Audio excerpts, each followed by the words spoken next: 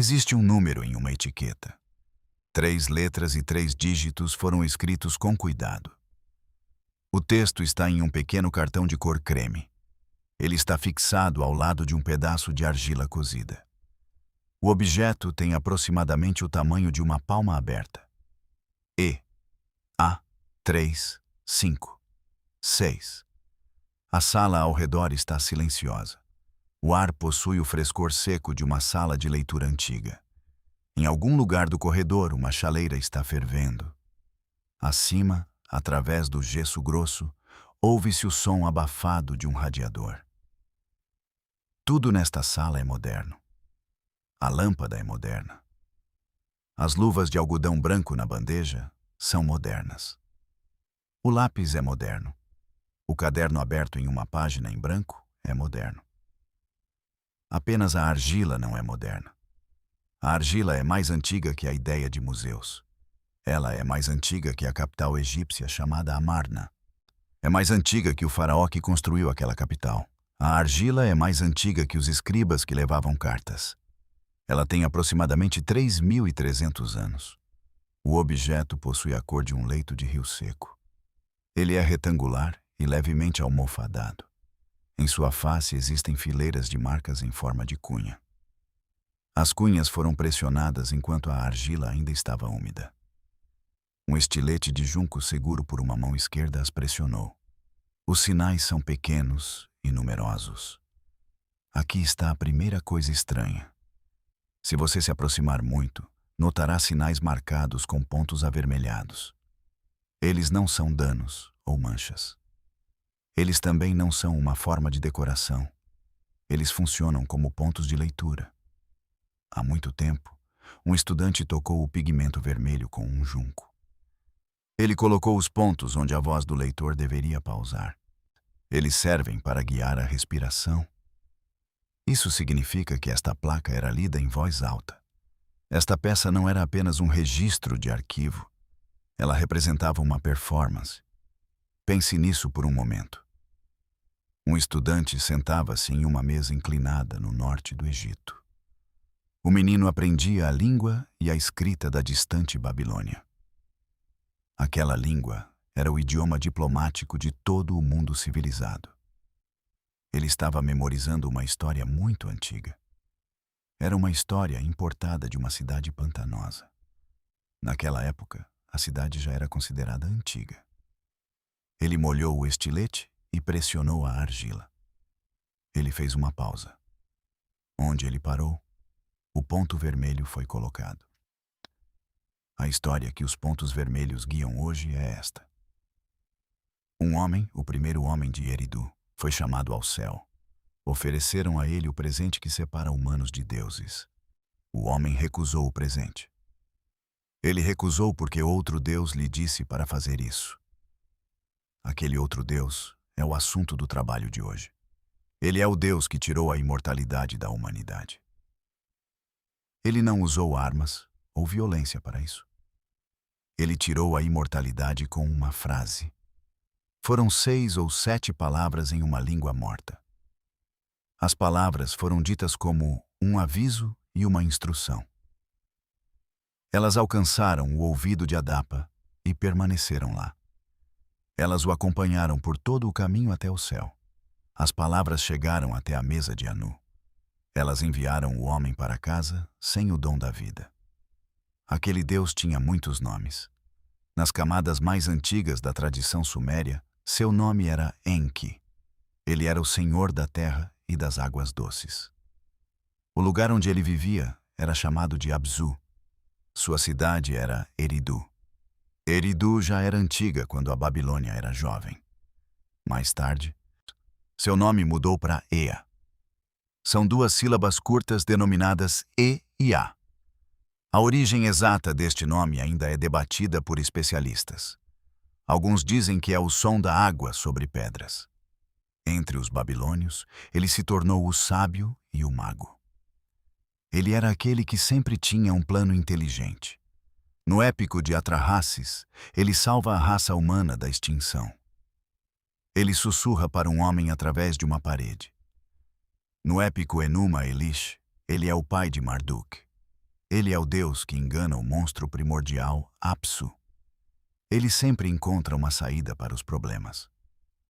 Na nossa história, ele encontrou uma saída que nos custou tudo. É estranho que esta história tenha sobrevivido no Egito. Ela não foi preservada no país onde foi escrita. A versão mais completa veio de um arquivo de Akhenaten. Mitos babilônios eram ensaiados por meninos egípcios. Isso ocorria no século XIV, antes da Era Comum. O faraó da época tentou apagar a maioria dos outros deuses. A placa permaneceu no solo de Amarna por 3.000 anos. Moradores locais a desenterraram em 1887. Eles sabiam que argila com escrita cuneiforme valia dinheiro. O objeto passou por negociantes até chegar a Berlim. O Museu Vorderasiatisches recebeu a peça. O assiriólogo Hugo Winkler foi o primeiro a ler o texto. Ele percebeu imediatamente que aquilo era muito antigo. Ele deveria catalogar uma carta, mas encontrou um mito. Mais tarde, 5 outros fragmentos da mesma história surgiram. Eles vieram da biblioteca do rei assírio Ashurbanipal. Ele coletou todas as placas que podia em Nínive. Esses fragmentos eram 700 anos mais novos que a peça egípcia. Eles continham variações e preenchiam algumas lacunas. Porém, os novos fragmentos também criavam novos mistérios. Existe um fragmento sumério ainda mais antigo em Tel Haddad. Este local era a antiga cidade de Meturan, no Iraque. Aquele fragmento é o texto mais antigo conhecido sobre Adapa. O texto foi escrito no idioma sumério original. Ele chamava os deuses pelos seus nomes mais antigos. Analisaremos esse fragmento no momento certo. Por agora, volte sua atenção para a pequena placa. Observe os pontos vermelhos e as cunhas inclinadas. Sinta o fôlego de um estudante morto há muito tempo. Ele ensaiava uma linha que ainda não entendia completamente. Do lado de fora, o mundo está muito barulhento. Dentro desta sala, o único som é o relógio. As luvas descansam na bandeja e o lápis não moveu. Hoje vamos ler a placa do primeiro ao último sinal. Não faremos isso de forma rápida ou barulhenta. Leremos uma cunha por vez e uma frase por vez. Veremos a frase se tornar legível em tempo real. Veremos o que o escriba viu no passado. Ouviremos o que o recitador ouviu na sala de aula. Entenderemos o que o menino levou em seus ouvidos. Ao final, veremos a forma de uma decisão importante. Foi uma decisão única tomada por um único homem. Ele estava de pé, na beira do céu. Aquela escolha encerrou uma versão do futuro da humanidade. Ela deu início à versão que vivemos hoje. Acomode-se no seu lugar. A primeira linha da placa está prestes a ser traduzida. A linha está em acadiano. Começa com uma palavra que você ainda não conhece. A palavra nomeia um homem. A palavra lhe dá um título. Se você souber ler os sinais, a palavra diz que ele é sábio. Sua sabedoria lhe foi dada em vez de conquistada. Se conhecer os ecos fonéticos nas sílabas, o nome dele e a palavra para humano são quase iguais.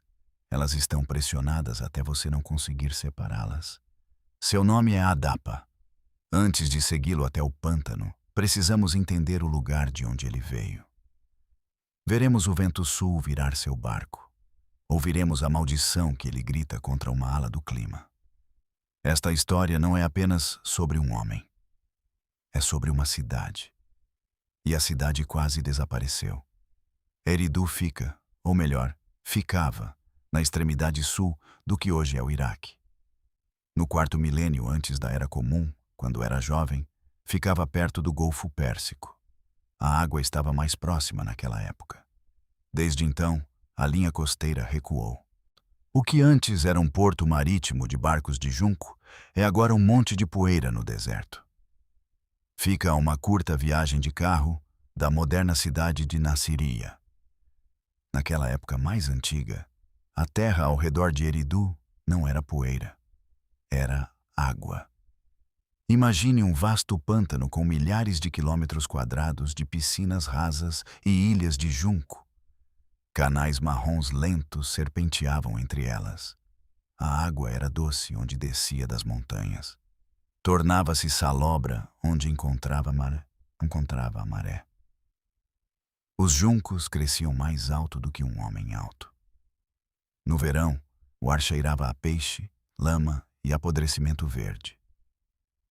No inverno, a névoa baixava sobre a superfície até você não conseguir ver os próprios pés. Patos e peixes-gato viviam ali. Também viviam crocodilos grandes, que não existem mais na região. Garças permaneciam imóveis por horas.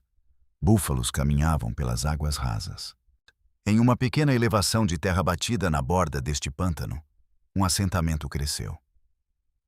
A elevação não era natural. Originalmente era natural. Mas gerações de pessoas construíram suas cabanas sobre as cabanas arruinadas de seus pais. Isso continuou até que toda a sul da aldeia fosse elevada vários metros acima da água da enchente. É assim que os montes da Mesopotâmia se formam. Eles são colinas de edifícios desmoronados pressionados contra o solo. Eridu é um desses montes. É camada sobre camada de tijolos de barro. Cada templo foi construído sobre a ruína do anterior. A camada mais profunda em Eridu não era muita coisa quando os arqueólogos a alcançaram. Era uma pequena sala quadrada. Havia uma plataforma baixa dentro da sala. Uma mesa de oferendas ficava ao lado da plataforma.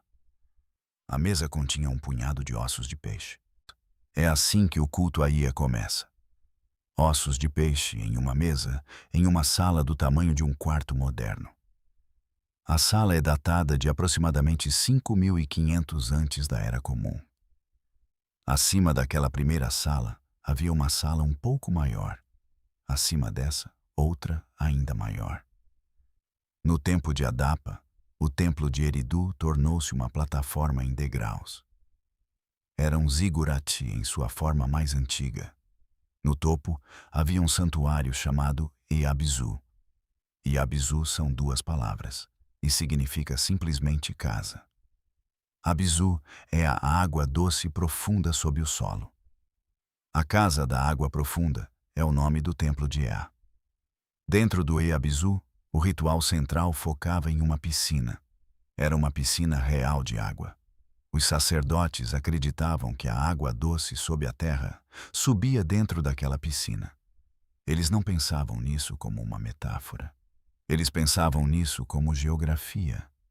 O Abzu era um lugar real abaixo da terra. Era o lar de Ea. Quando os sacerdotes tiravam água da piscina do templo, acreditavam estar tirando diretamente do corpo do Deus. Guarde essa imagem em sua mente por um momento. Uma plataforma em degraus surgindo de um pântano de juncos. Um santuário no topo dela com uma piscina dentro. Ao lado da piscina está um sacerdote. O sacerdote é Adapa. Você pode ter lido outras versões desta história. Nelas, Adapa é chamado de filho de Ea ou criação de Ea. Ele também é chamado de o primeiro homem de Eridu. Todas as três versões estão corretas, mas incompletas. Nas camadas mais antigas, Adapa é precisamente um sacerdote. Ele serve a piscina e prepara as oferendas. Ele mantém as listas diárias do que entra e sai. Segundo a tradição posterior, ele também pesca os peixes colocados na mesa do Deus. Todas as manhãs antes do amanhecer, ele leva um pequeno barco de junco para o pântano. Ele vai sozinho e não fala. Ele lança sua rede na água escura. Ele observa a luz mudar. Depois, ele traz os peixes de volta. Todas as manhãs, antes do barco tocar os juncos, ele faz algo muito específico. Ele pronuncia o nome de Ea sobre os peixes. Ele não pede pelos peixes, pois eles já estão lá.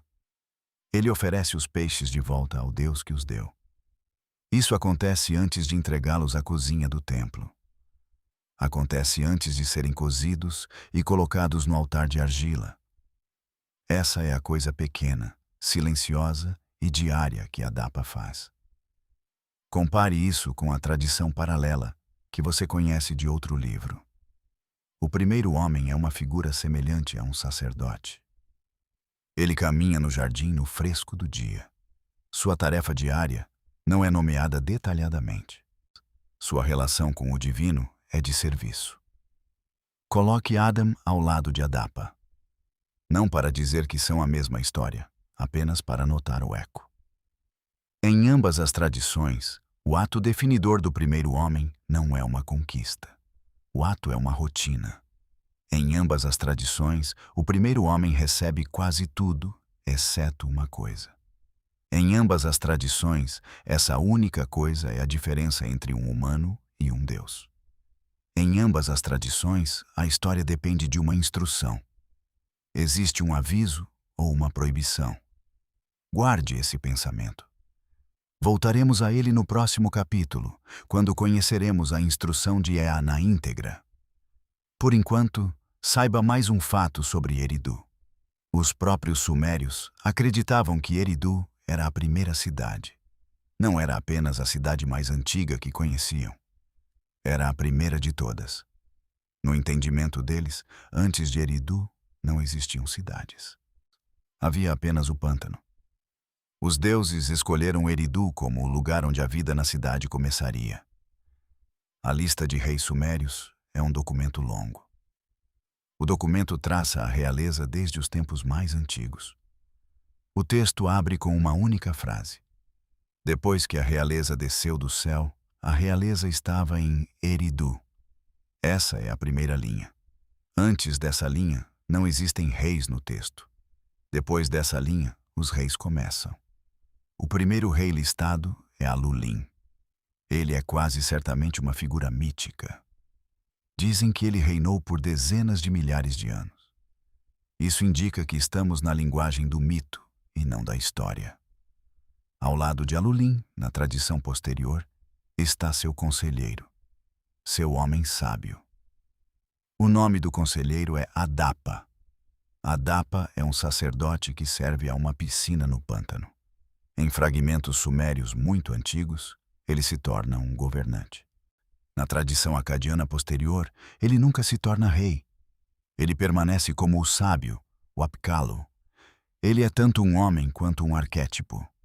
Filólogos modernos argumentam que seu nome é indistinguível da palavra para humano.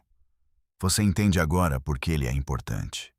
Ele não é um personagem menor em um mito menor. Ele é a própria humanidade. Ele está parado diante de uma piscina. Ele segura uma rede. Ele olha através de um pântano para um céu que está prestes a mudar. Feche os olhos por um momento e imagine o pântano ao entardecer. Os juncos estão ficando dourados. A água fica preta entre eles. Um barco de junco desliza para as águas rasas. Um homem sai descalço do barco. Há peixes no barco. O zigurate de Eridu está atrás dele, recebendo o último sol em seu terraço superior. A fumaça de uma fogueira sobe de uma cabana. Esse é o mundo de Adapa. O mundo dele está prestes a acabar. A segunda linha da tabuleta começa com um verbo. O verbo, em acádio, é uma forma da palavra que significa criar. No entanto, possui uma nuance mais próxima de formar ou aperfeiçoar. Ea não apenas fez Adapa. Ele trabalhou nele e o moldou. Ele o afinou como um artesão afina uma flauta de caniço. O artesão alcança o interior do instrumento e ajusta o que já existe até que ele cante. A tabuleta diz que Ea aperfeiçoou Adapa com grande inteligência. Essa frase foi traduzida de diversas maneiras. Vale a pena refletir sobre esse verbo. Isso revela algo sobre a natureza do que Adapa recebeu. Ele não recebeu apenas fatos ou uma biblioteca. Ele não recebeu uma lista de regras. Adapa recebeu a própria inteligência e a capacidade de raciocinar. Ele recebeu a capacidade de compreender. De acordo com algumas leituras do texto, ele recebeu a capacidade de ver coisas ocultas. Viu a forma dos céus e a estrutura do submundo. Compreendeu a lógica interna dos próprios deuses. Em uma linha neo-assíria, disse que Adapa contemplou do horizonte do céu até o seu zênite. Ele teria visto toda a sua grandiosidade. Esta não é uma sabedoria comum. Esta é uma sabedoria que nenhum outro ser humano possui. Aqui a tensão central da história começa a se mostrar. O texto insiste que Ea deu tudo a Adapa, ou, pelo menos, tudo o que era passível de conhecimento. Então, por que Ea não lhe deu a vida eterna? A resposta, no idioma acádio, é uma única oração curta. Napishtam ul idin shu. Ele não lhe deu a vida. Aqui, vida não significa a vida comum que toda criatura possui. Refere-se a Napishtam técnica e divina.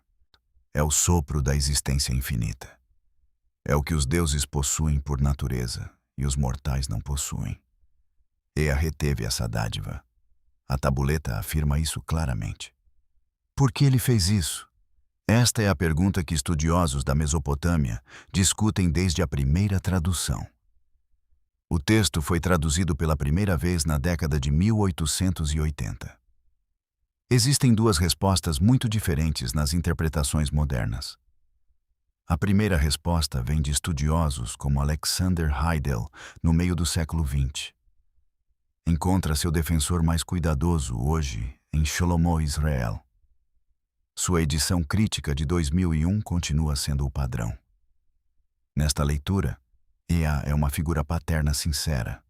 Ele dá sabedoria a Adapa, porque a sabedoria é boa.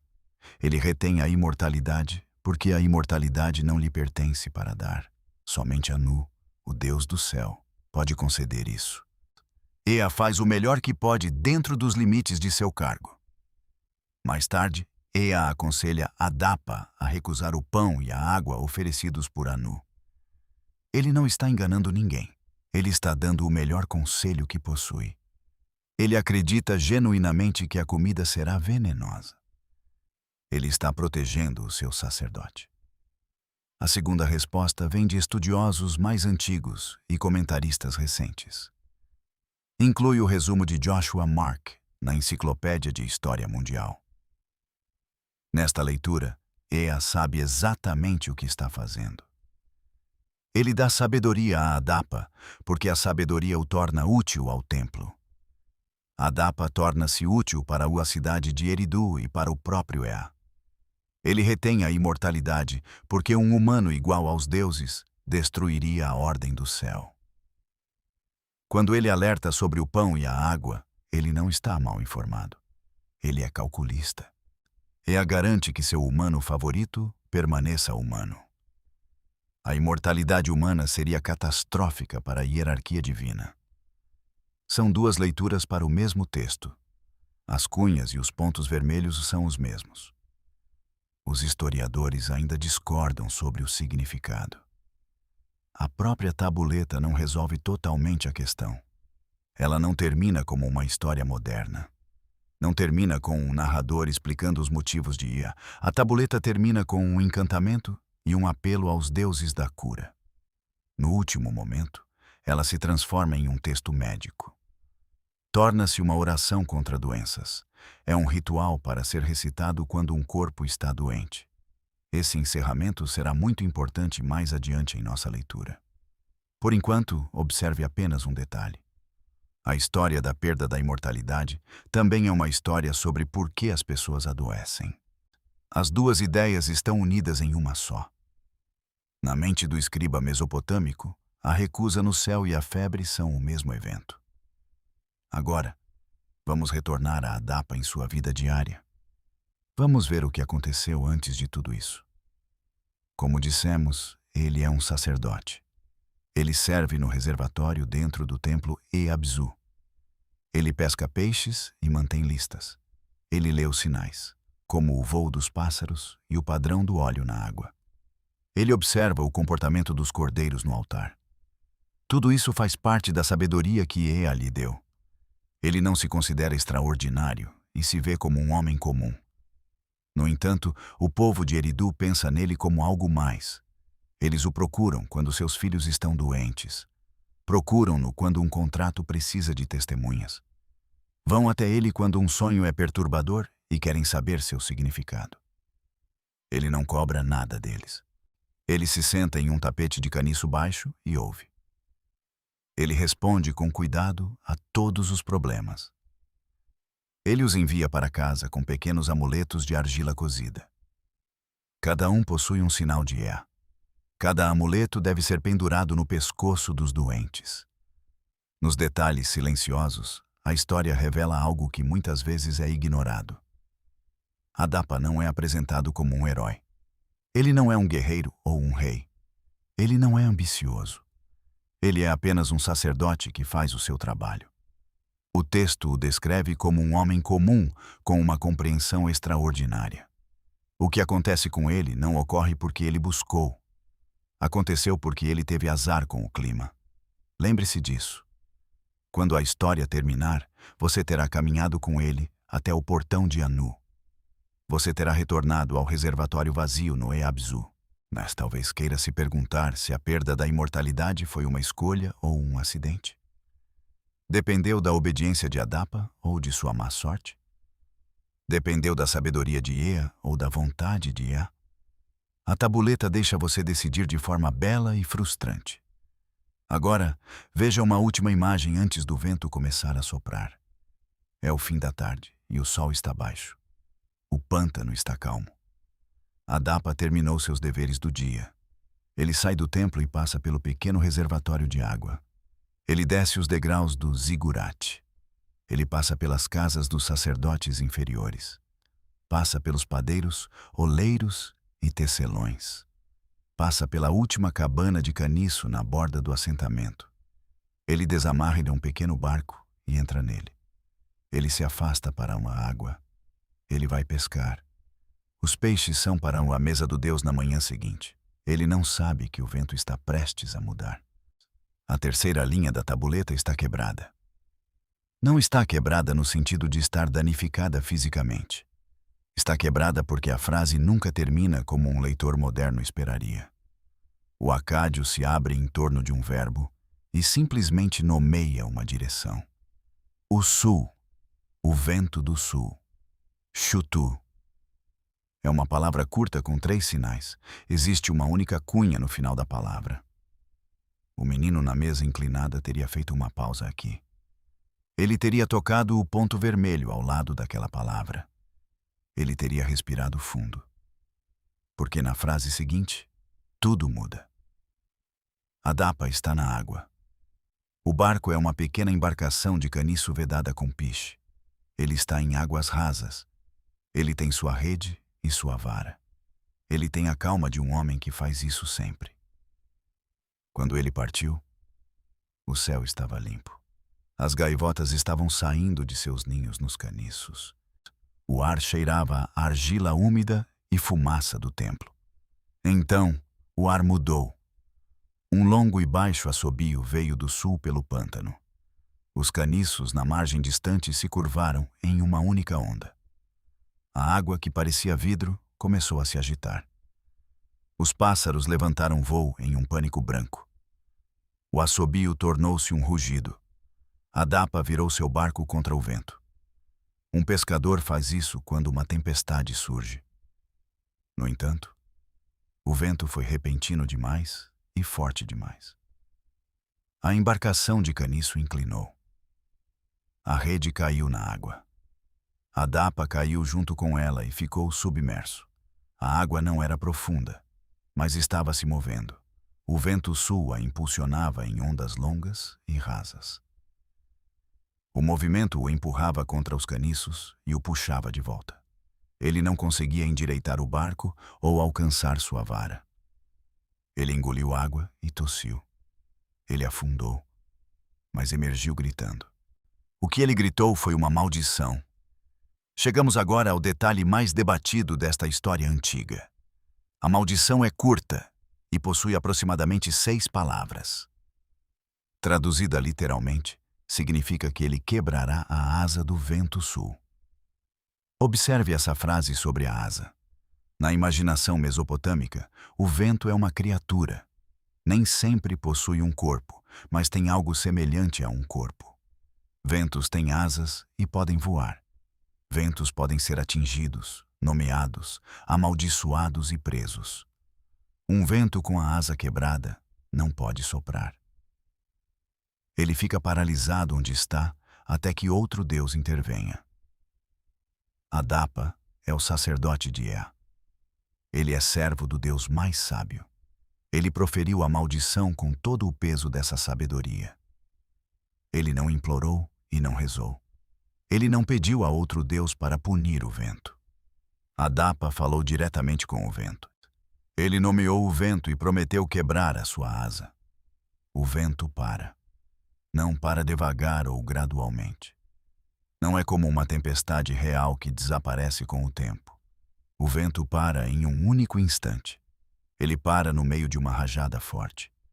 É como se uma mão tivesse descido e fechado a boca do céu. A água agitada fica plana novamente. Os caniços curvados se endireitam. Os pássaros que fugiram circulam uma vez. Eles não retornam aos ninhos, pois sentem que algo está errado. Adapa está com a água na cintura no pântano. O barco está de cabeça para baixo e flutua ao seu lado. Suas roupas estão pesadas pela água. Sua rede está em algum lugar na lama sob seus pés. Ele está tremendo. Ele ainda não entende o que fez. No entanto, no céu, os deuses entendem. Aqui a tabuleta muda, sem aviso, do pântano para o céu. O escriba não escreveu uma transição. O texto em acádio não diz a palavra enquanto isso. Ele simplesmente corta a cena. Uma linha descreve o pântano. A próxima linha descreve o deus Anu. Esse corte é deliberado. Ele dá ao ouvinte a sensação de ser levantado do chão. Anu senta-se em seu trono. Anu é o deus do céu e o deus supremo. Ele não é o deus de uma cidade específica. Anu é o teto do mundo. Ele é o pai do panteão e o rei supremo. Sua palavra não precisa ser repetida. Seu trono fica no céu mais alto. Ao seu redor estão os deuses menores. Eles compartilham o governo de todo o cosmos. Entre eles, segundo algumas tradições, senta-se o próprio Ea. Anu sentiu o silêncio. Por 7 dias, o vento sul não sopra. 7 dias é um número específico na tabuleta antiga. Não são 5 ou 10 dias. Na numerologia ritual mesopotâmica, o 7 marca a conclusão. É o tempo que dura um festival sagrado. É o número de dias que a inundação aumenta. 7 sábios sentam-se à mesa do deus Ea. 7 dias de um vento quebrado indicam uma crise total. Após 7 dias, Anu convoca seu vizir. O vizir chama-se Ilabrat. Ele é uma figura menor no panteão e um mensageiro. Seu nome sobrevive principalmente por causa desta cena. Anu pergunta por que o vento sul não sopra há 7 dias. Ilabrat responde que o vento sul foi amaldiçoado. Sua asa foi quebrada. Adapa, filho de Ea e sacerdote em Eridu, amaldiçoou o vento. O nome ecoa quando é pronunciado no céu. Toda a tradução tenta transmitir o peso desse momento. Um mortal afetou o clima. Um mortal interferiu no mecanismo dos deuses. Um homem atingiu o céu a partir de um pântano. Anu não ri e não grita. Anu emite uma convocação oficial. Ele ordena que tragam o homem até ele. Essa é a ordem que encerra o 4º capítulo de nossa leitura. Não é uma ameaça ou sentença de morte. É uma convocação. Anu quer ver o homem pessoalmente. Anu quer entender como isso foi possível. Anu quer tomar uma decisão definitiva sobre Adapa. Em Eridu, o ar está quente novamente. O vento sul começa a soprar pela primeira vez em uma semana. Adapa ainda não sabe que será convocado em breve. Ele voltou ao templo e secou suas vestes. Ele substituiu a rede perdida e continuou com seus deveres. No entanto, algo muda no tanque central do santuário. A água ondula levemente sem um motivo aparente. Isso ocorre sempre que o deus Ea está por perto. Adapa passou a vida inteira observando as águas e percebe a mudança. Ele solta o que está segurando e se vira para o tanque. O homem espera em silêncio. O Deus das águas doces profundas está prestes a falar com ele.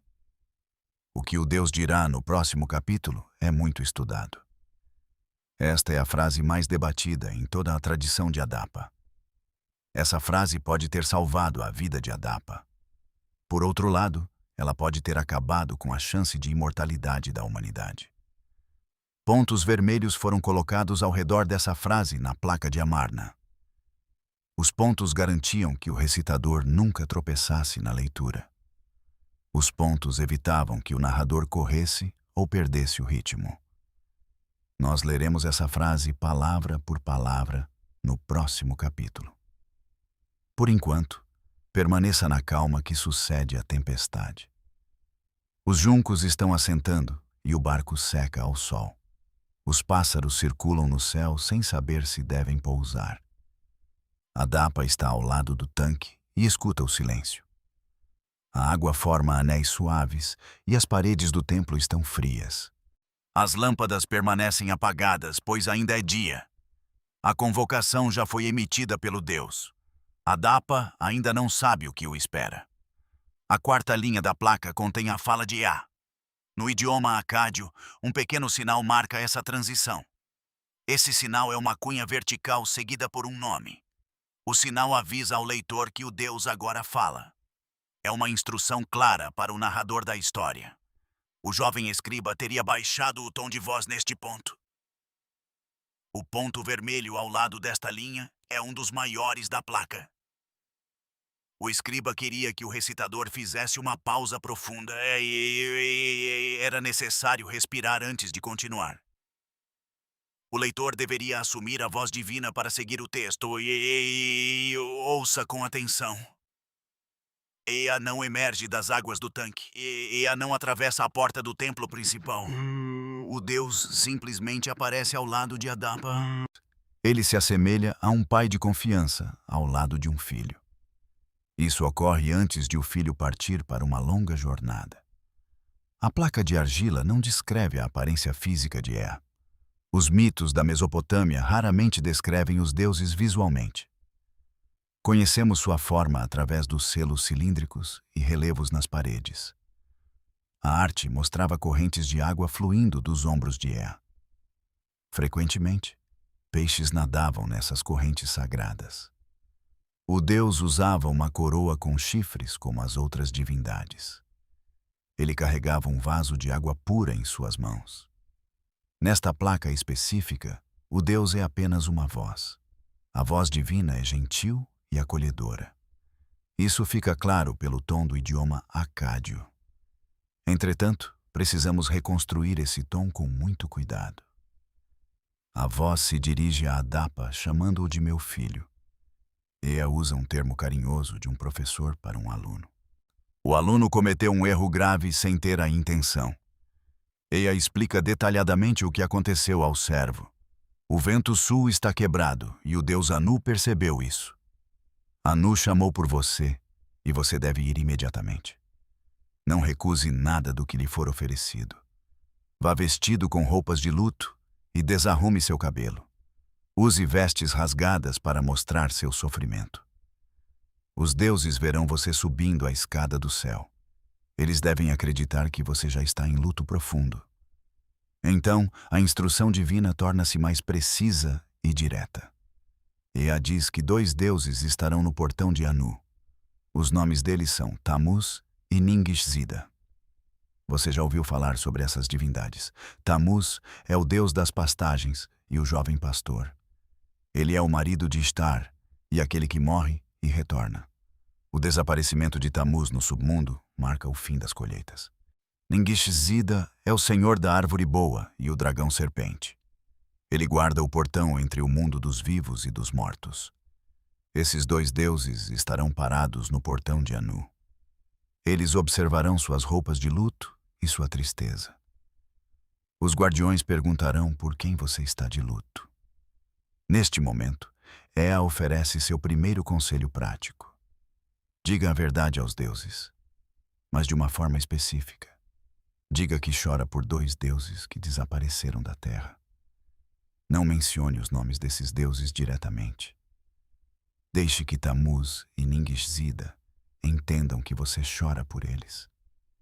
Eles se sentirão lisonjeados com sua demonstração de tristeza. Consequentemente, eles defenderão seu caso diante do Deus Anu. Os dois estarão ao seu lado na sala do trono. Sem eles, você estaria completamente sozinho diante da divindade. Adapa ouve tudo com muita atenção. O tanque ao seu lado ainda apresenta ondulações leves. Ea ainda não terminou suas instruções importantes. Quando você estiver diante de Anu, a voz continuará falando. O Deus Anu oferecerá diversas coisas para você. Anu oferecerá pão, água, uma veste e óleo. Neste ponto, o tom da voz muda ligeiramente. O registro do idioma acádio também sofre uma alteração. Os pontos vermelhos na placa ficam mais próximos uns dos outros. Ea ordena que Adapa não coma o pão oferecido. O Deus afirma que aquele é o pão da morte. O alimento tiraria sua vida de forma definitiva. Não beba a água, pois é a água da morte. Ela também mataria você instantaneamente. No entanto, você pode vestir a roupa oferecida. Você também pode usar o óleo para ungir seu corpo. Essa é a instrução fundamental do Deus Ea. Estudiosos modernos analisam essa frase há 240 anos. Eles ainda não chegaram a uma conclusão definitiva sobre o assunto. Adapa chegará ao céu em breve. Lá, a oferta não será o pão da morte. Na verdade, Anu oferecerá o pão e a água da vida. Anu ficará comovido com a aparência de luto do mortal. Ele também ouvirá a intercessão de Tamuz e Ningishzida. O Deus achará estranho um humano amaldiçoar o vento. Portanto, Anu decidirá oferecer o presente da divindade. O pão e a água darão a Adapa a vida eterna. Porém, Ea ordenou que Adapa recusasse esses presentes. Por que o Deus daria tal instrução ao seu servo? Existem diferentes interpretações para essa atitude de Ea. Uma leitura sincera defende que Ea acreditava na intenção de morte. O estudioso Israel defende essa visão em seu trabalho. Isso foi publicado em sua edição de 2001. Os deuses da Mesopotâmia não são conhecidos pela bondade. Eles não toleram mortais que interferem no clima. Ea preparava seu sacerdote para uma execução disfarçada de hospitalidade. O Deus estaria salvando a vida de seu servo Adapa. Nessa visão, a mudança de Anu surpreendeu o próprio Deus Ea. Contudo, existe uma leitura muito mais suspeita desse evento. Tradutores antigos e o estudioso Joshua Mark defendem essa teoria. Eles acreditam que Ea sabia exatamente o que aconteceria no céu. Ea é o Deus mais sábio e planeja tudo antecipadamente. Ele previu a intercessão dos deuses e a mudança de Anu. Ele sabia que Anu ofereceria a verdadeira vida eterna. Portanto, o Deus mentiu deliberadamente para seu próprio filho. O motivo da mentira envolveria a ordem das coisas. Um humano que se torna Deus quebraria o equilíbrio cósmico. O mundo mesopotâmico funciona com mortais servindo aos deuses. As divindades não compartilham o dom da imortalidade com servos. Se Adapa alcançasse a imortalidade, toda a estrutura social mudaria. Os templos e as oferendas precisariam ser reorganizados. A cidade de Eridu não pertenceria mais ao sacerdote de Ea. Ela se tornaria a cidade de um rival divino. Qual dessas leituras é a correta para uma história? A placa de argila não fornece essa resposta ao leitor. O texto se recusa a esclarecer o verdadeiro motivo do Deus. Os pontos vermelhos guiam a voz, mas não tomam partido. O final da história é fragmentário e deixa muitas dúvidas. O texto se dissolve onde esperaríamos uma explicação clara. As últimas linhas transformam-se em oração e medicina sagrada. O motivo de Ea permanece um mistério profundo. Certamente, Adapa não sabe nada sobre esses debates futuros. Ele não imagina que sua história será discutida por milênios. Estudiosos como Heidel e Israel lerão seus sinais. Kvanvig e Milstein também analisarão esses textos antigos. Eles estarão em salas a milhares de quilômetros de distância. E isso ocorrerá milhares de anos depois desses eventos. Adapa sabe apenas que seu Deus falou com ele. A voz divina era gentil e os conselhos eram específicos. O homem recebeu ordens sobre o que fazer e evitar. Adapa confia plenamente na voz de seu Criador. Não havia motivos para o sacerdote duvidar do Deus Ea. Ea criou e aperfeiçoou o homem chamado Adapa. O Deus deu a ele a inteligência para entender instruções. Duvidar de Ea seria como duvidar de sua própria mente. Adapa decide seguir as orientações e veste o luto. Ele rasga a bainha da veste e solta o cabelo. O homem caminha até a borda da plataforma do templo. Ele olha para cima em direção ao firmamento infinito. Uma escadaria surge do topo do templo Ea-Bizu. Apenas os olhos de Adapa conseguem ver essa estrutura no céu. A sabedoria dada por Ea permite que ele veja o caminho. A escadaria parece feita de ar puro e enrolado. Ela sobe infinitamente até desaparecer no azul do céu. Adapa começa sua escalada em direção aos deuses. A quinta linha da placa está faltando. Não está fragmentada e nem quebrada. Está apenas faltando. Existe um espaço na argila onde a superfície se desintegrou ao longo dos séculos de sepultamento. Não sabemos exatamente como o acadiano descreveu a subida. Podemos apenas deduzir a partir das cópias neo-assírias de Nínive. Essas cópias preservam uma versão um pouco diferente desta passagem. Existem também textos paralelos, onde outros mortais sobem ao céu e descrevem o que vem. O que podemos dizer é que a subida não é instantânea. O texto leva o seu tempo. Adapa sobe através de camadas. Ele passa por aquilo que os mesopotâmicos chamavam de Kishar, o horizonte cósmico. Este é o lugar onde o céu inferior encontra o superior. Ele passa por estrelas cujos nomes conhece devido às suas tarefas no templo. Uma parte do treinamento de um sacerdote em Eridu era a leitura do céu noturno. Ele passa pelos caminhos do sol e da lua.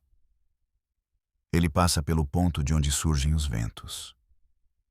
Existem 4 salas, uma para cada direção, onde cada vento dorme quando não está trabalhando. Ele vê o vento sul em sua sala.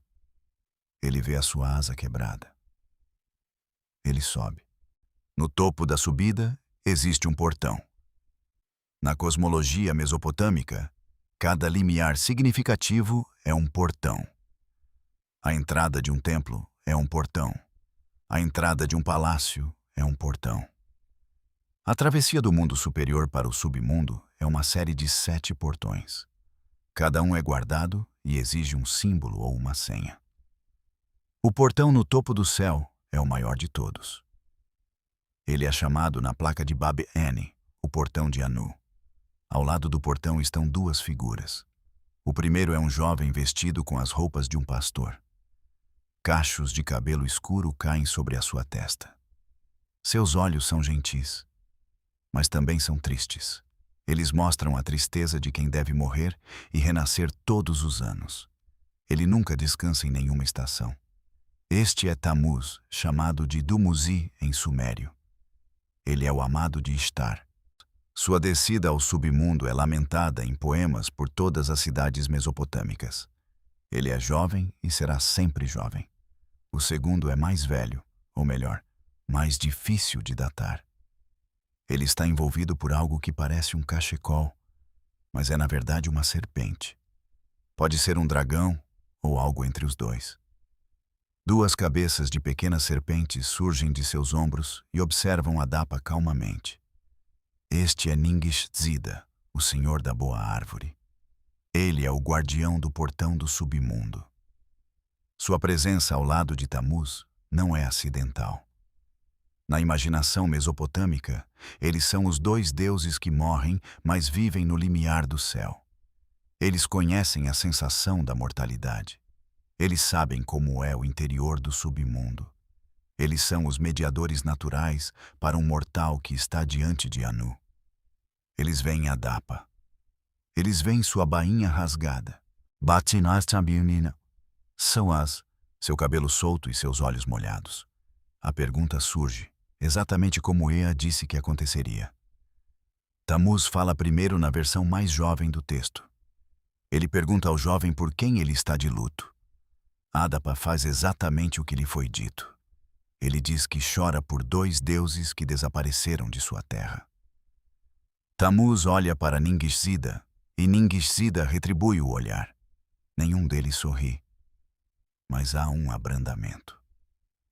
Neste momento, ambos entendem que os dois deuses citados pelo sacerdote são eles mesmos. Este homem veio de um pântano no sul de Sumer. Ele foi convocado pelo crime de atingir um vento. Ele chegou ao portão do céu chorando por Tammuz e Ningishzida. Ele chora pelo pastor que morre e pelo senhor da árvore que guarda os mortos. Tammuz inclina a cabeça. Ningishzida levanta o ferrolho do portão. Juntos, eles conduzem Adapa para dentro. O pátio interno é vasto além de qualquer descrição. A placa não tenta descrever o lugar. O texto apenas diz que Adapa entrou. Diz também que Anu estava em seu trono. Os dois deuses mediadores ficam ao lado de Adapa enquanto ele se aproxima. Adapa mantém os olhos baixos. Ele não fala até que falem com ele. Anu fala. A voz não é descrita. Na mente suméria, a voz de Anu era a voz do próprio céu. Não era o trovão, mas a ressonância alta e silenciosa do ar em grande altitude. A voz faz uma pergunta direta, preservada em um fragmento de Nínive. Ele pergunta por que Adapa quebrou a asa do vento sul. Adapa responde e não mente. Ele conta a história sobre o barco, a tempestade, a água e a maldição. Ele não implora nem tenta minimizar suas ações. Ele conta o que aconteceu com muito cuidado. Ele age como se estivesse lendo sinais para um aldeão preocupado no templo. Anu escuta. Ao final do relato, algo muda em Anu.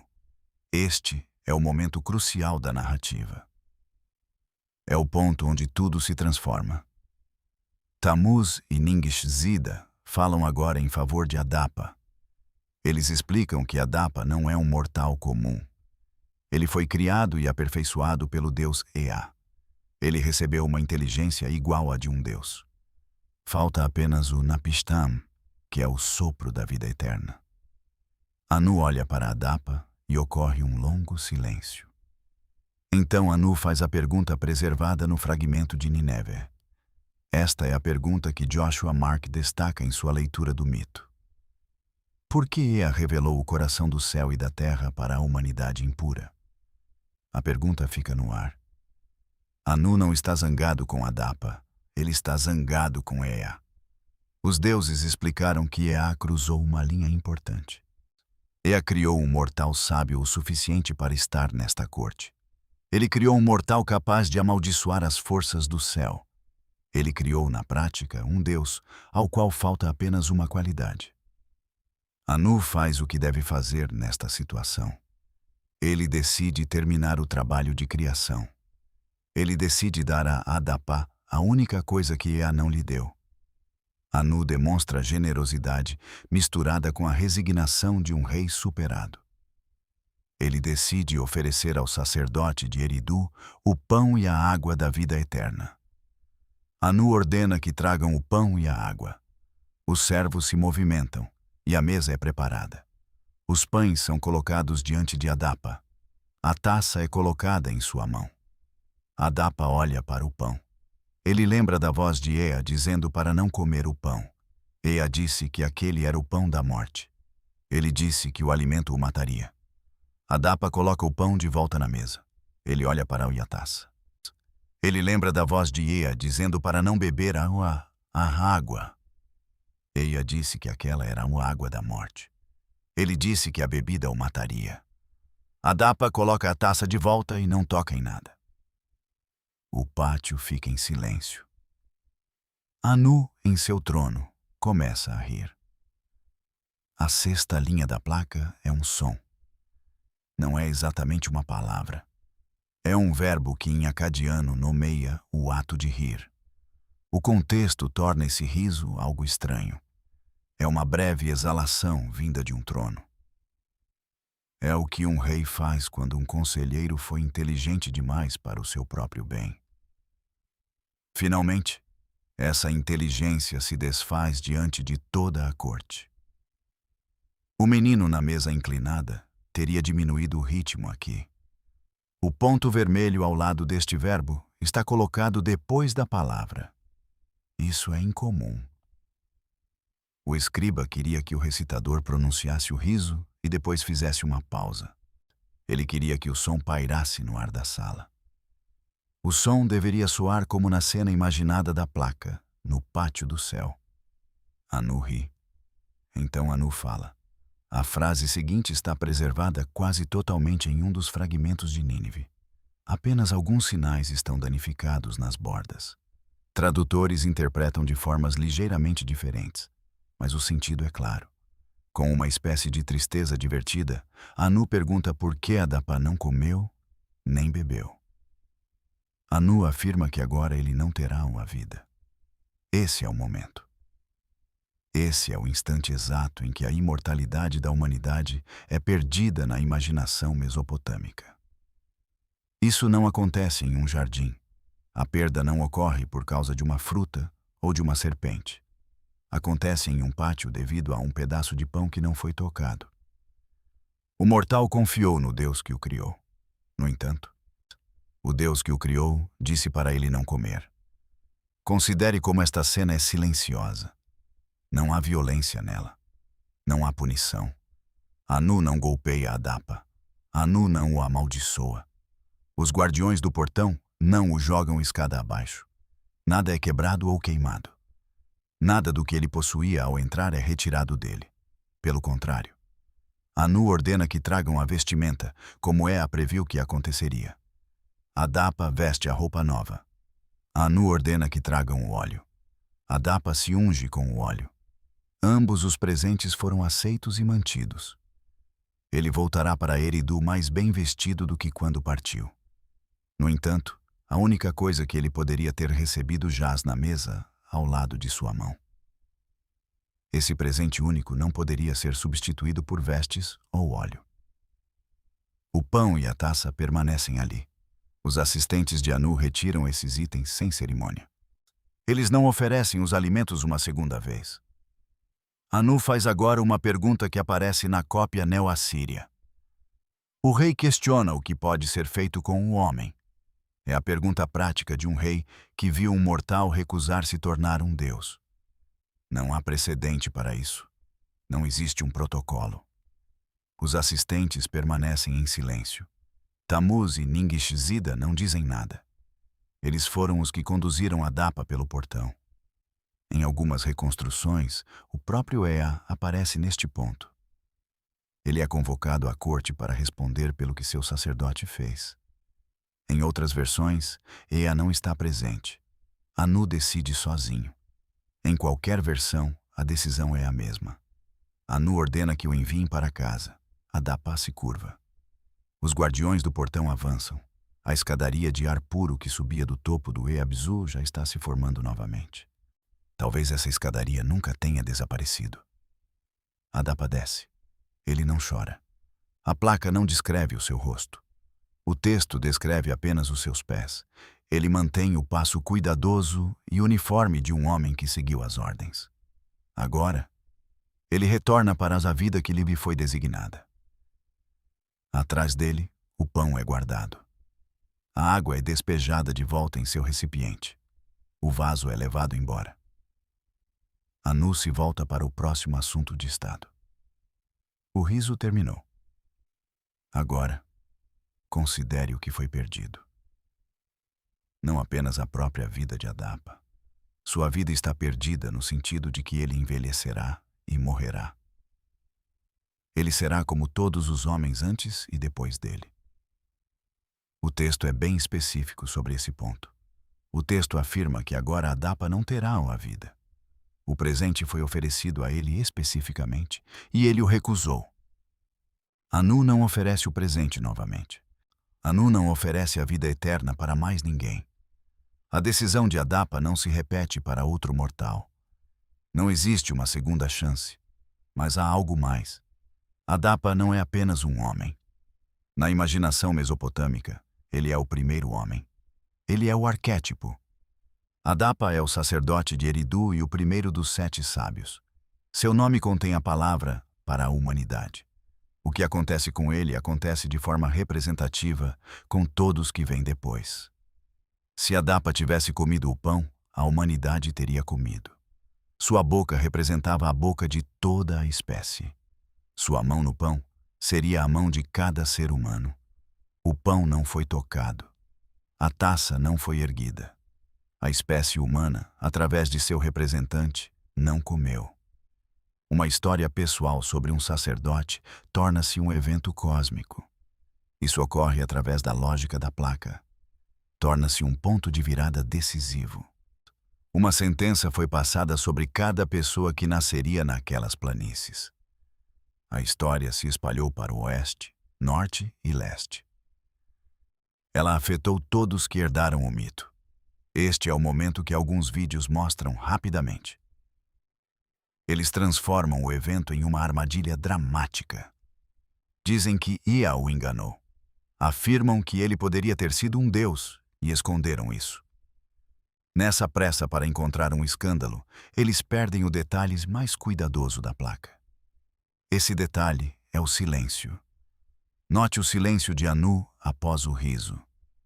Observe o silêncio de Adapa enquanto ele desce. Veja o silêncio dos assistentes removendo o pão. Considere o silêncio do céu. O céu esperou 7 dias para que o vento sul soprasse novamente. O vento sul começa a soprar. O vento não sopra no momento da recusa. O vento sopra um pouco depois. Ocorre um lento suavizar do ar sobre o pântano. O modo como os juncos permanecem em pé muda.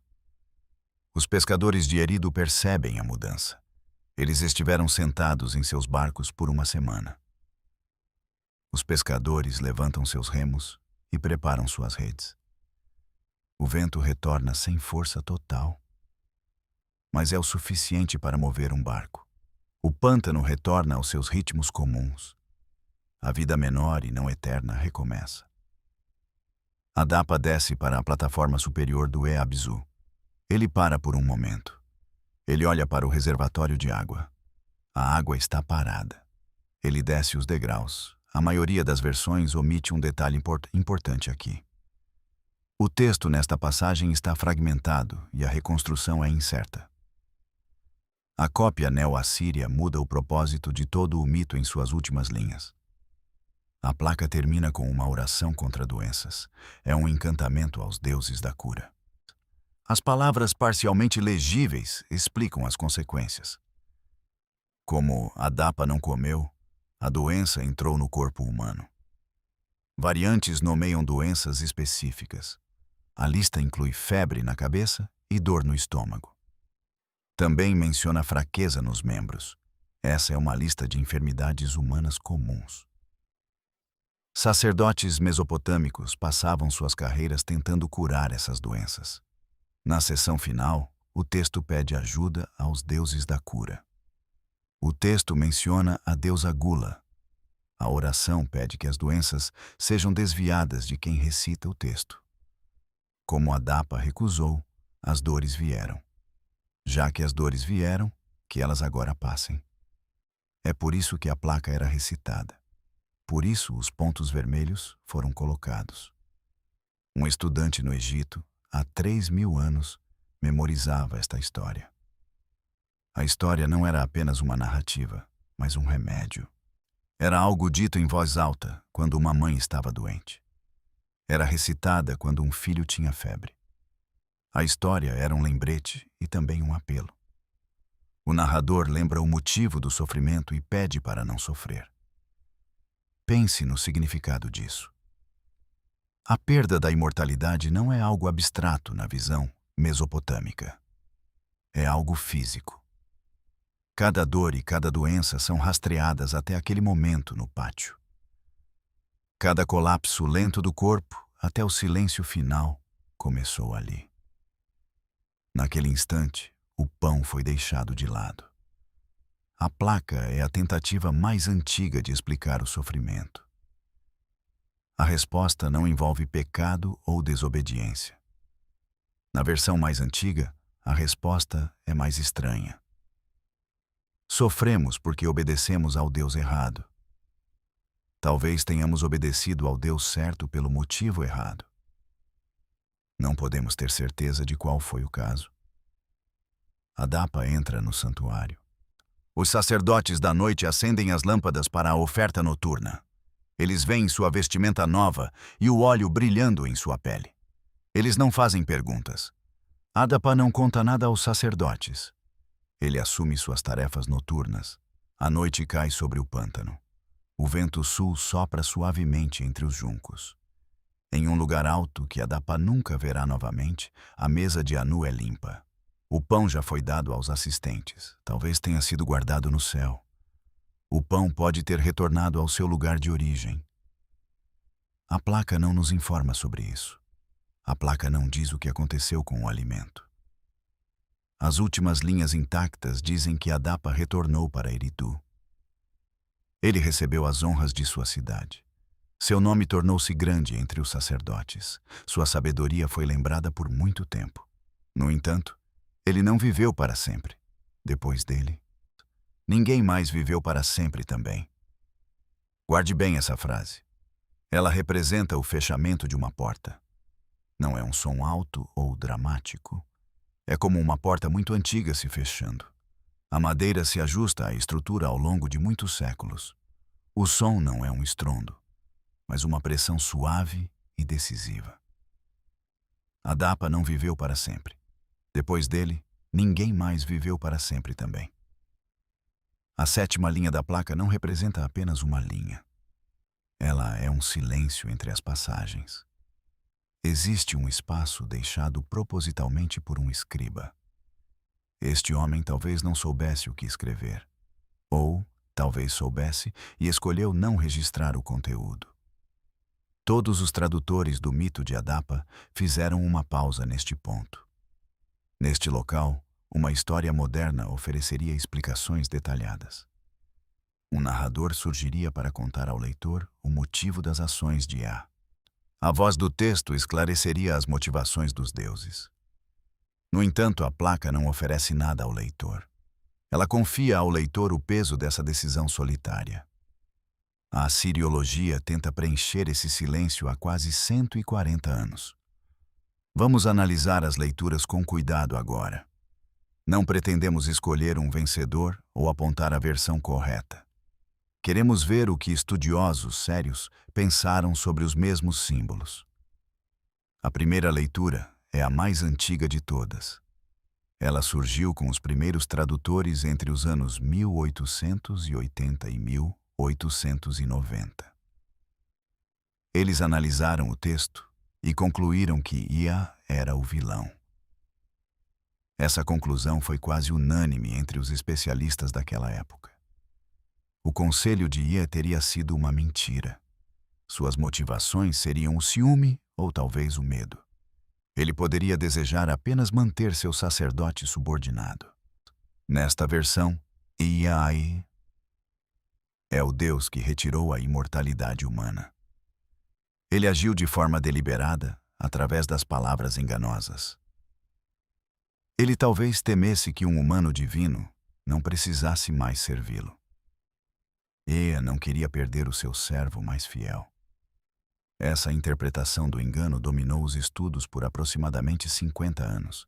Ela ecoa a história do Gênesis conforme notado por muitos comentaristas. No relato bíblico, um Deus afasta os humanos da árvore da vida. Ele impede que eles comam e se tornem divindades.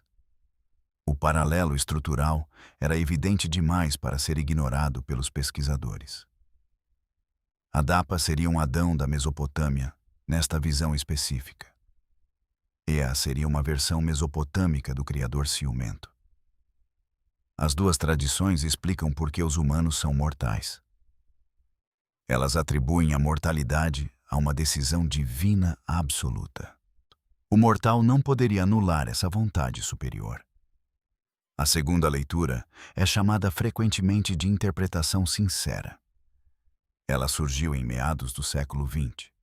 Shlomo Israel detalhou essa visão em sua edição crítica de 2001. Nesta perspectiva, o Deus Ea não é um enganador. Ea age como um pai protetor de sua própria criação. Ele não vê motivos para mudar seu comportamento agora. O Deus acredita sinceramente que o pão estaria envenenado. Sua conclusão baseia-se no conhecimento sobre a corte de Anu.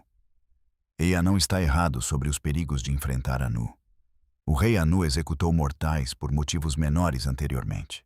A convocação era vista como uma sentença de morte quase certa. O conselho de Ea é o aviso de um mestre. Um mestre cuidadoso não permitiria que seu aprendiz tocasse no banquete. Aquilo poderia ser um teste mortal do rei. A leitura sincera possui suporte em textos acadianos específicos. O afeto de Ea por Adapa é consistente em toda a placa. O Deus refere-se a Adapa como meu filho. O verbo acadiano de aviso não implica necessariamente em engano. O riso final de Anu não seria um triunfo maldoso. Representaria apenas a diversão de um Deus sobre o outro. Ea não previu a mudança de humor repentina de Anu. A terceira leitura ganhou força em pesquisas recentes. Ela é conhecida como a interpretação cosmológica. Esta visão argumenta que as motivações de Ea não importam. O texto foca na ordem e não na psicologia individual. O cosmos mesopotâmico não pode abrigar um humano imortal. As categorias de mortal e imortal sustentam a estrutura universal. Transformar um mortal em Deus quebraria esses pilares fundamentais. Toda a arquitetura de templos e sacerdotes entraria em colapso total. Os humanos não podem comer o pão da vida eterna. Ea faz o que qualquer Deus em sua posição faria. Ele age conforme as necessidades do cosmos. Ele não é um enganador, nem um pai protetor. Ele atua como o protetor da fronteira entre as espécies. O riso de Anu confirma que essa fronteira permaneceu intacta. Estudiosos como Piotr Michalowski desenvolveram essa leitura complexa.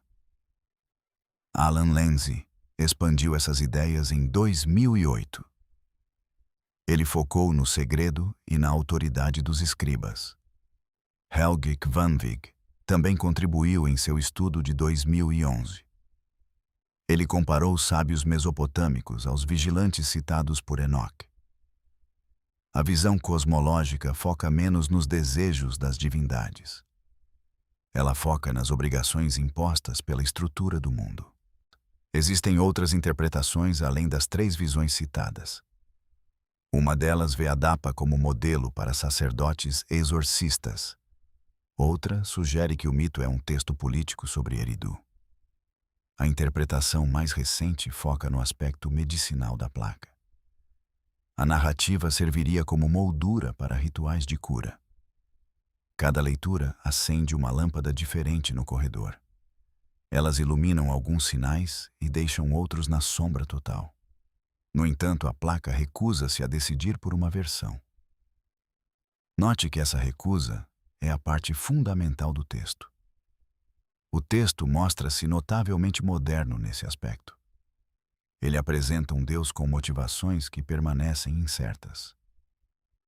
O leitor encontra um mortal com obediência duvidosa. O riso do rei permanece sem uma interpretação definitiva.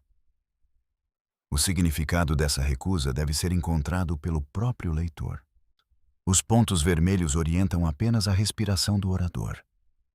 Eles não servem para guiar o veredito final. Existe uma honestidade profunda nessa abordagem do escriba.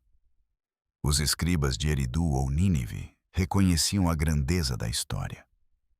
Eles sabiam que ela superava qualquer explicação simples. Os escribas registraram os símbolos conforme foram recebidos.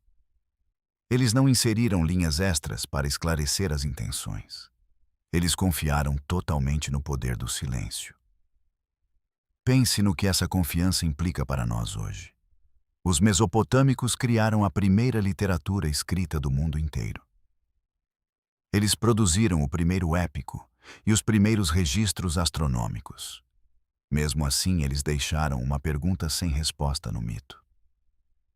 Eles não buscavam uma resolução definitiva para o problema.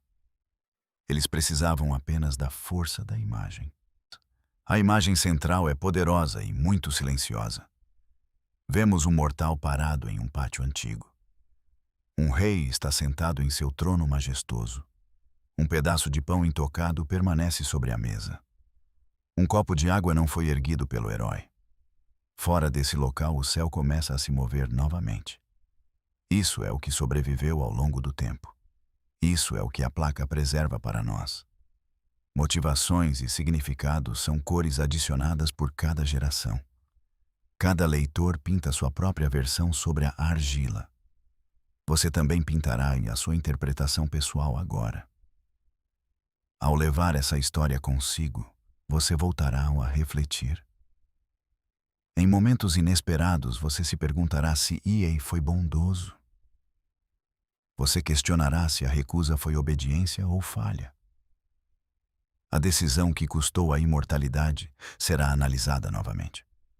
Foi culpa do sacerdote, ou do Deus, ou do rei? A placa não se importa com a sua resposta final. O objetivo principal é que você ouviu a história. A oitava linha da placa simplesmente não existe mais. A ausência não se deve a danos físicos na argila. Não foi uma omissão acidental do escriba antigo. A história termina antes que a linha fosse escrita. O fragmento de Amarna ficou sem superfície disponível para escrita. As cópias de Nínive dissolvem-se em encantamentos de cura. O conto de Adapa como narrativa contínua apenas para. Após essa interrupção, algo mais estranho acontece nos textos. O nome de Adapa não desaparece da literatura mesopotâmica. Ele continua aparecendo por mais de 1000 anos seguidos. O nome surge em fragmentos e em listas rituais. Reis usavam o nome para exaltar a própria sabedoria superior. O nome sobreviveu, mas a história completa desapareceu gradualmente. Considere o rei assírio Senaqueribe como um exemplo disso. Ele governou de 705 a 681. Senaqueribe foi um dos homens mais poderosos do Oriente. Ele construiu Nínive e destruiu a antiga Babilônia. Para vangloriar sua inteligência, ele citava o sábio Adapa. Não existia comparação maior no vocabulário assírio daquela época. No entanto, Senaqueribe nunca contou a história completa de Adapa. Seus escribas não esculpiram a narrativa nas paredes palacianas. O mito em si não estava em exibição pública. Apenas o nome servia como uma medida de valor intelectual. Considere também os praticantes de exorcismo naquelas cidades. Existia uma classe de sacerdotes curadores chamados Ashipu. Eles expulsavam demônios e doenças através de encantamentos sagrados. Durante os rituais, eles se identificavam como sendo o próprio Adapa. Eles afirmavam que eram o sábio naquele momento sagrado. Eles buscavam a autoridade de quem esteve no céu. Mas o exorcista não narrava o restante do mito. Ele não mencionava a história do pão ou da água. Ele não dizia ser aquele que recusou a oferta divina. Ele reivindicava a sabedoria, mas omitia a recusa propositalmente. É assim que uma história se apaga sozinha no tempo. Isso ocorre sem censura ou supressão violenta de textos. Acontece através de um esquecimento lento e inconsciente. Apenas fragmentos úteis, como nomes e rituais, são preservados. O centro da narrativa foi removido, restando apenas referências vazias. A transformação em Oannes faz parte desse processo histórico. Beroso escreveu em grego por volta do ano 281. Ele descreveu sábios que surgiram do mar para ensinar. O primeiro desses sábios chamava-se Oanes. Ele tinha corpo de peixe e uma cabeça humana. Oanes ensinou escrita e matemática para os seres humanos. Os assiriólogos concordam que Oanes é, na verdade, o sábio Adapa. O nome grego parece derivar do título acadiano Uana. Imagens de homens com mantos de peixe aparecem em palácios. Essas figuras purificavam os reis com água sagrada e pinhas. Mas Beroso não transmitiu os detalhes importantes aos gregos. Ele omitiu a recusa e a história do pão sagrado. O relato da água e do céu desapareceu completamente. No texto de Beroso, o sábio apenas ensina e parte. Ele não sobe ao céu, nem enfrenta reis divinos. Ele não perde nada em nome da espécie humana. O apagamento está quase completo no 3º século antes da Era Comum. O homem mais sábio da memória mesopotâmica tornou-se um peixe civilizador.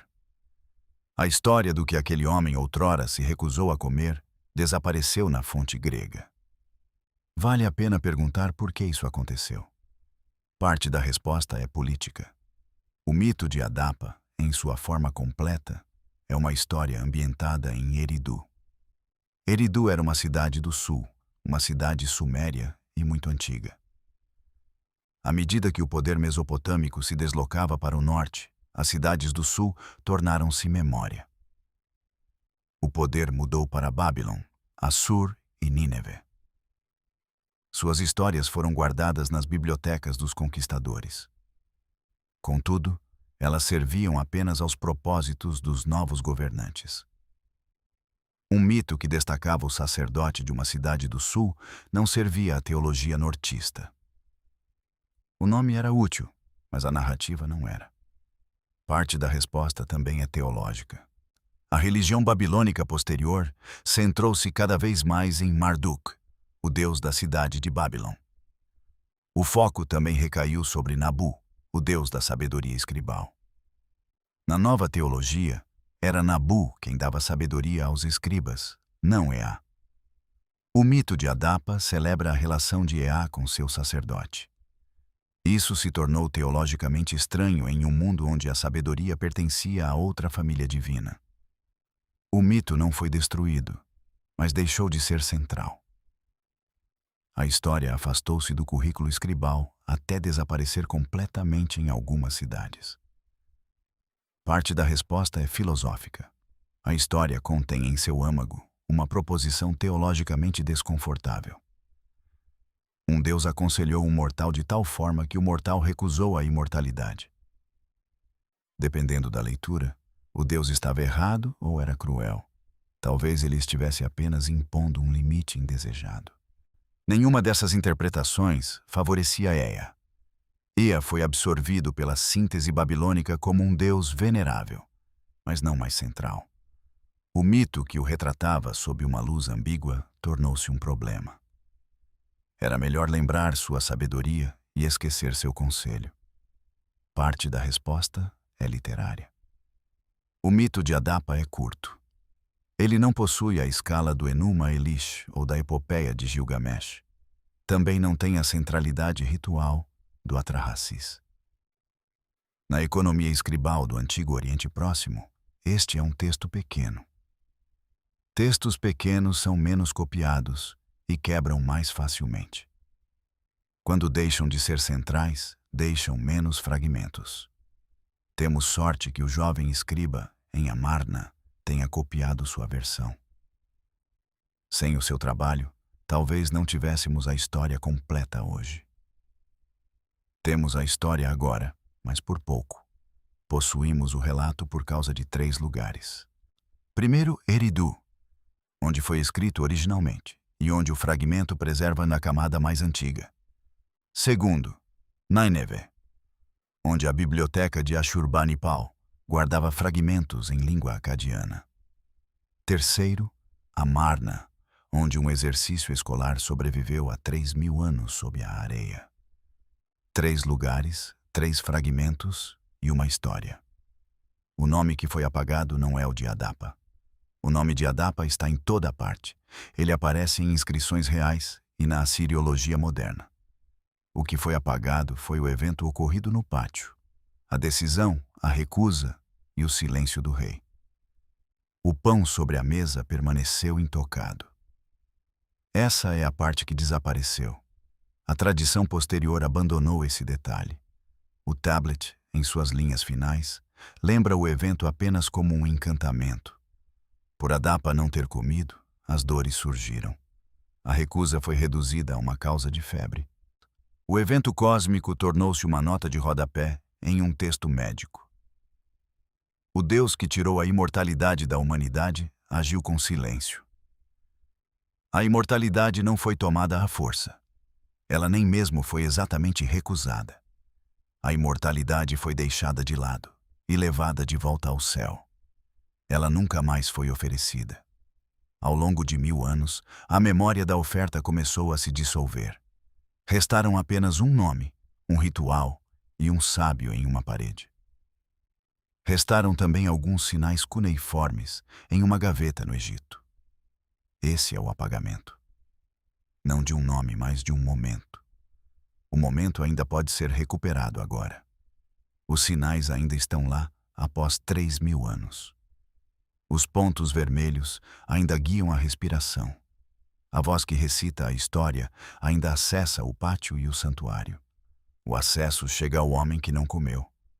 A memória foi enfraquecida, mas não foi perdida. Essa é a diferença entre apagamento e aniquilação. O apagamento deixa o fantasma de uma linha. A linha ainda pode ser lida com paciência. Você está sentado com o tablet agora. A linha final do tablet é uma prece. Não é uma linha narrativa nem um evento. É uma prece dirigida aos deuses da cura. Ela pede para desviar as doenças que surgiram no mundo. Adapa não comeu, e por isso as doenças vieram. Gula é mencionada na prece. Ninicina, outra deusa da cura, também aparece em algumas versões. As divindades menores do limiar também são citadas. Elas vigiam os enfermos enquanto cruzam para o sono. A prece é curta e pede misericórdia. Ela pede que a febre passe logo. Pede que a dor seja removida do corpo de quem a recita. É assim que a história termina. Não termina com Adapa chorando, nem com Ea confrontado. Termina com uma prece dita por uma pessoa doente. Ocorre em uma sala iluminada em uma cidade mesopotâmica antiga. A história escrita mais antiga sobre a morte não termina com lamentos. Ela termina pedindo alívio para as pequenas dores. Pede alívio para dores de cabeça e calafrios. O tablet é eterno, porque seus autores viviam no sofrimento. Eles seguravam a mão de uma criança doente. Recitavam o tablet na esperança de desviar a dor. Nem sempre funcionava, e os mesopotâmicos sabiam disso. Eles enterravam seus filhos e uns aos outros. Suas vidas eram muito curtas para os padrões modernos. A expectativa de vida média era entre 25 e 35 anos. Reis viviam mais, mas agricultores e pescadores não. A maioria dos ouvintes da história nunca chegou à velhice. Ainda assim, eles contavam a história e a copiavam. Eles ensinavam o relato aos seus filhos nas escolas. Transformaram a história em um remédio. Retorne agora para a sala de leitura. A chaleira no corredor foi desligada. O aquecedor acalmou seu ciclo lento de resfriamento. A luz da janela mudou e a tarde tornou-se noite. O tablet repousa em sua bandeja agora. As luvas foram usadas e o lápis fez marcas. A etiqueta de papelão ainda diz IA 356. Nada mudou fisicamente, mas você leu o tablet agora. Leu do nome de Adapa até a prece de cura. Viu desde o pântano ao entardecer até o riso de Anu. Acompanhou o pão deixado de lado e a caminhada para Eridu. Você ouviu as leituras dos estudiosos modernos. Também ouviu o silêncio do tablet. Você esteve com um sacerdote no pátio do céu. Viu o homem tomar a decisão que encerrou tudo. Agora você entende o significado dos pontos vermelhos. Sabe por que o estudante em Amarna os marcou na argila? Entende como o encantamento final transforma a história em medicina. Sabe por que o nome do Deus permaneceu preservado? O conteúdo da instrução desapareceu, mas o nome ficou. Isso é o suficiente por hoje. A curadora da sala aproxima-se da porta. Ela diz em voz baixa que o arquivo fechará logo. Ela não nos apressa no final. Ela compreende que um tablet como este exige tempo. Os sinais finais exigem mais cuidado do que os iniciais. O tablet é colocado de volta na bandeja. A bandeja volta para a gaveta e a gaveta é fechada. A lâmpada é apagada agora. A porta da sala de leitura fecha-se suavemente. O corredor lá fora já está escuro. Acima, uma claraboia guarda a última cor do dia. O pântano em Eridu pareceria o mesmo de antigamente. A água está mais baixa e os juncos mais finos. Contudo, o ar após o pôr do sol ainda esfria. As estrelas são as mesmas estrelas de sempre. O vento sul sopra da mesma direção. Nada desapareceu verdadeiramente no final das contas. O tablet está em uma gaveta dentro de um armário. O armário está em um museu muito longe do pântano. A distância é pequena quando os sinais são legíveis. Os pontos vermelhos guiam a respiração. Uma voz pode carregar o ouvinte até o céu. Deixamos a Dapa onde o encontramos originalmente. Ele está na beira de um poço que ondula suavemente. Está em uma cidade que agora é apenas areia. Ele permanece ao lado de um Deus misterioso. O tablet não nos revela seus pensamentos profundos. O nome tornou-se sinônimo de sabedoria e a decisão causou febre. A história tornou-se uma prece por alívio. Descanse agora, pois a sala está fechada. O arquivo está em silêncio e a argila está fria. A argila manteve esse frio por muitos séculos. Uma pá a trouxe de volta para uma luz. Ao longe, os juncos de Eridu movem-se no ar. A água bate contra a base da antiga plataforma. Um pássaro pousa e os juncos se curvam. A água fica imóvel novamente sob o céu. As estrelas começam a surgir no azul profundo. Elas aparecem uma de cada vez em punhados silenciosos. O céu escurece conforme a noite avança. No silêncio, a respiração da história mais antiga acalma-se. Ela encontra o seu lugar dentro de nós. Ela finalmente descansa onde sempre pertenceu. Eles continuarão a viver sem pressa e de forma espontânea.